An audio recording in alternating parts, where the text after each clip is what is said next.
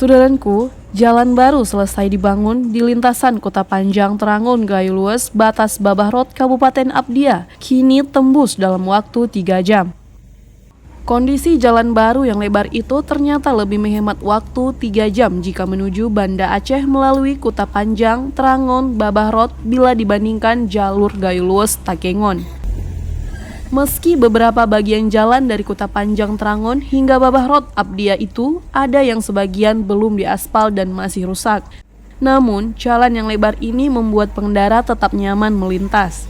Saat melintasi jalan Kota Panjang Trangon hingga Babah Rot Abdia ini, pengendara juga disajikan pemandangan alam hutan yang masih asri dan udara yang sejuk. Ini jalan Trangon Gayo Lues menuju Blampidi. Jalannya cukup bagus, cara menikmati pemandangannya adalah cukup indah, saudara. Dari Aceh Tenggara, Asnawi Lui, Serambi On TV.